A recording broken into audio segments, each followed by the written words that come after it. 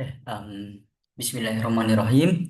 Assalamualaikum warahmatullahi wabarakatuh. Pada kesempatan kali ini, izinkanlah saya untuk membahas terkait hasil esai analitis saya mengenai pemberantasan korupsi di Indonesia yang hanya bersifat seremonial semata.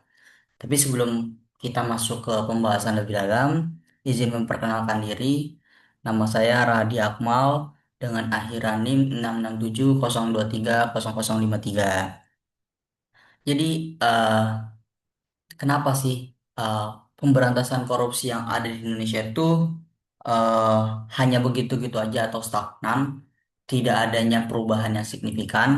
Karena kalau kita lihat bersama-sama, eh, pemberantasan korupsi yang dilakukan hanyalah sifatnya seremonial semata, hanya untuk kepentingan pejabat-pejabat tertentu doang. Jadi perlu kita bedah lebih dalam lagi kenapa hanya bersifat seremonial tersebut.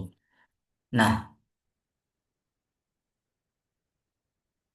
jadi teman-teman, uh, korupsi di Indonesia itu bukan hanya sekedar kejahatan terkait keuangan semata, akan tetapi juga menjadi gejala struktural yang telah ada sejak masa kerajaan hingga era digital saat ini. Seperti yang sudah dijelaskan di dalam penelitian Muhtarom et al. Tahun 2022. Nah, penyalahgunaan kekuasaan, suap, dan juga penggelapan sumber daya publik terus berulang dengan pola yang sama. Dan ini menjadi sebuah permasalahan yang sampai saat ini belum dapat diselesaikan di negara kita. Upaya pemberantasan korupsi seringkali terjebak dalam lingkaran retorika dan seremonial politik, di mana ramai dalam wacananya saja, akan tetapi rapuh dalam hal tindak lanjutnya. Pertanyaannya yang mungkin bagi saya dan juga teman-teman sekalian pertanyakan, mengapa pemberantasan korupsi di Indonesia tidak berkelanjutan dan bagaimana strategi yang efektif dari anti korupsi ini di masa kini dapat dirancang ke depannya. Nah, tadi kalau udah membahas pendahuluan, maka kita masuk ke inti argumen ataupun analisis saya terkait eh, seremonial dari pemberantasan anti korupsi ini, di mana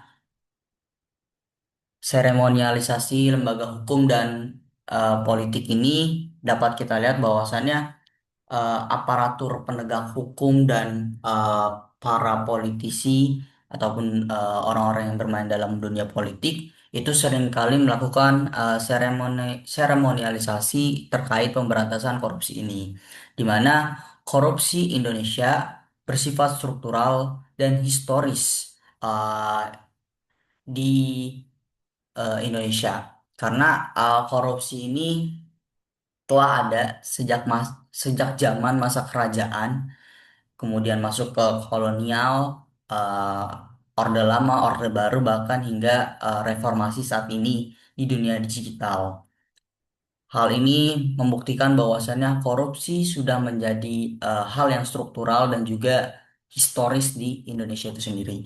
Nah, kemudian yang perlu teman-teman ketahui bahwasannya setiap rezim yang ada di Indonesia, setiap rezim pemerintahan yang ada di Indonesia itu selalu mencanangkan pembentukan lembaga anti korupsi yang baru dan sesuai dengan model dan harapan bagi rezim tersebut. Misalnya Operasi Budi pada era Orde Lama, terus juga ada Komite 4 pada era Orde Baru, serta KPK pada era Reformasi yang masih bertahan sampai saat ini. Namun dalam perjalanannya, fungsi dari nama-nama tersebut, nama-nama lembaga tersebut hanya hanya sebagai simbol legitimasi politik. Dan hal ini sudah jelasin bahwa di dalam penelitiannya dari Ade Adhari dan Naomi tahun 2023, bahwasannya setiap rezim pasti membentuk lembaga anti korupsi yang sesuai dengan apa yang diinginkan rezim tersebut. akan tetapi hanya sebagai simbol dari legitimasi politik semata. Nah, kemudian ada pemberantasan korupsi yang dimana saat ini kalau kita lihat bersama dan analisis bahwasannya pemberantasan korupsi di Indonesia sudah berubah menjadi ritual kenegaraan, di mana ramai di media sosial dibahas terkait korupsi apa saja, akan tetapi eh, nggak ada perubahan sistemik yang benar-benar terjadi, hanya sekedar OTT, kemudian juga konferensi pers, dan kemudian hilang begitu saja.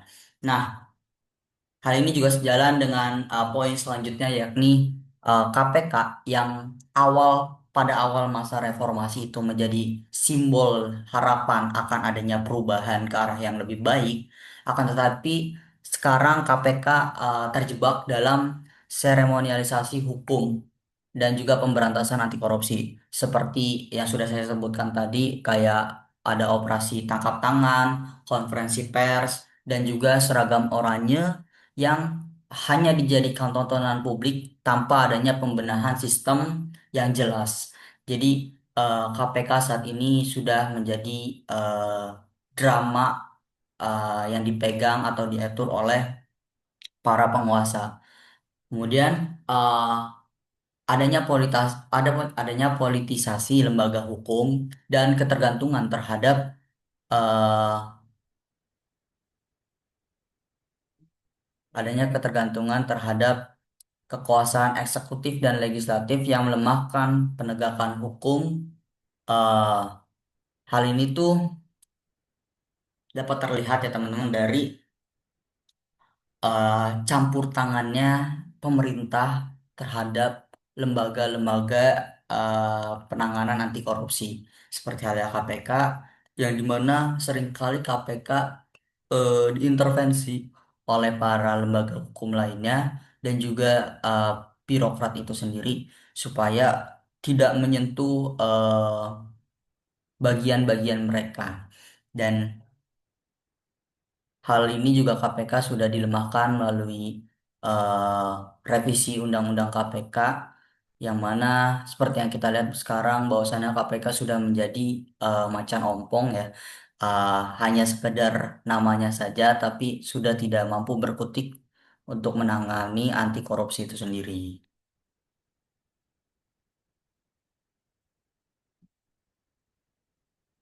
Nah, kemudian kalau tadi kita sudah mengetahui terkait masalahnya ya teman-teman, sekarang eh, yang perlu kita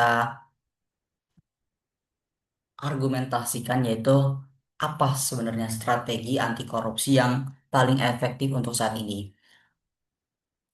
Kalau dari yang saya sudah baca dan memberikan pendapat ya dalam esai saya, bahwasannya strategi yang paling efektif untuk digunakan oleh anti korupsi saat ini yakni eh, upaya pemberantasan korupsi itu harus beralih dari sekedar tindakan yang simbolik seperti yang sekarang ini terjadi menuju transformasi sistem dan moral publik itu sendiri. Karena harus mulai dari dasar terlebih dahulu sebenarnya karena sistem kita saat ini sudah membusuk, maka sistem tersebut harus ditransformasi kembali dan juga eh, menumbuhkan ataupun meningkatkan nilai moral publik terkait anti korupsi ini.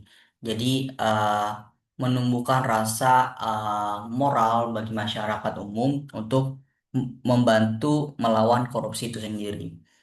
Kemudian eh, adanya penumbuhan nilai kejujuran, tanggung jawab, dan juga gotong royong yang harus menjadi dasar dari etika pemerintahan.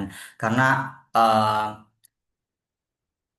perlu kita akui teman-teman bahwasannya uh, birokrat kita, pemerintah kita itu masih kurang dalam hal nilai-nilai kejujuran, tanggung jawab, dan juga gotong royong.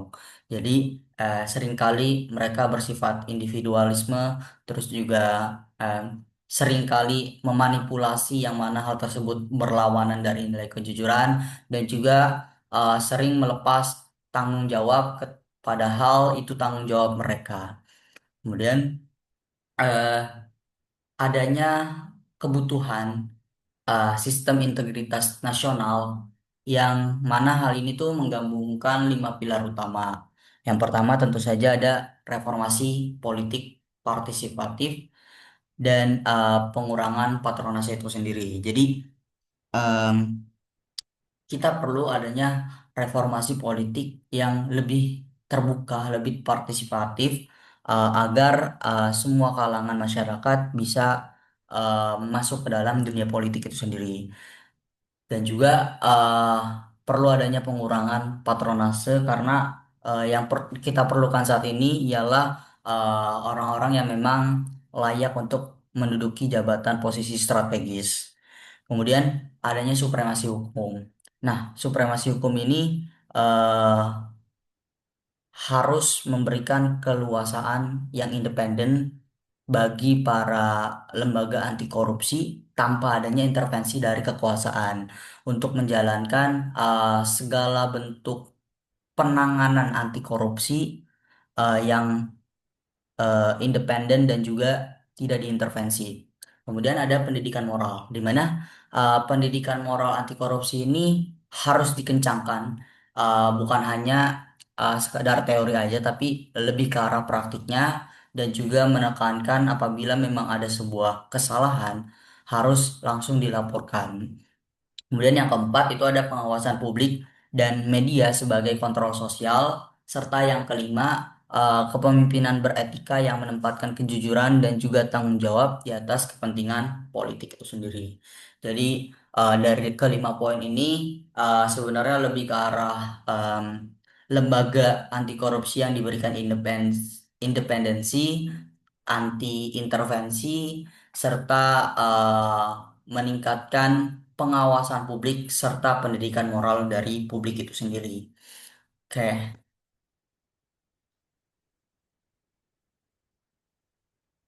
nah kesimpulannya apa sih teman-teman? Kesimpulannya, eh, pemberantasan korupsi di Indonesia kalau kita lihat saat ini masih bersifat seremonial, di mana eh, penanganan anti korupsi itu lebih menonjolkan citra ketegasan lewat OTT, konferensi pers, dan hanya slogan moral daripada perubahan yang nyata. Ditambah adanya politisasi hukum, reformasi yang hanya sekedar formalistik, serta budaya permisif dari masyarakat, membuat korupsi terus menjadi bagian dari sistem kekuasaan, serta sistem yang ada di masyarakat itu sendiri. Nah, jadi untuk keluar dari lingkaran setan ini ya teman-teman, Indonesia itu memerlukan strategi anti korupsi yang substantif dan berkeadilan sosial, berlandaskan pada supremasi hukum yang independen, reformasi politik yang partisipatif, pendidikan anti korupsi yang membentuk karakter, serta kepemimpinan yang berintegritas. Apabila semuanya Apabila semua strategi anti korupsi ini dijalankan, maka kemungkinan besar Indonesia dapat keluar dari praktik-praktik korupsi dan menjadi negara yang bebas dari adanya tindakan koruptif. Nah, hanya dengan transformasi nilai dan sistem aja, pemberantasan korupsi dapat berubah dari sekedar seremoni menjadi jalan menuju pemerintahan yang baik. Karena eh, nggak bisa kita merubah korupsi di Indonesia tanpa adanya transformasi dari nilai ataupun dari sistem itu sendiri. Karena korupsi di Indonesia sudah bersifat uh, struktural dan sistematis sehingga perlu dirubahnya nilai-nilai struktural dan juga sistematis itu sendiri. Nah, mungkin sekian uh, penjabaran dari saya terkait esai yang sudah saya buat. Kurang lebihnya mohon maaf apabila ada kesalahan kata. Wabillahi taufiq wal hidayah. Wassalamualaikum warahmatullahi wabarakatuh.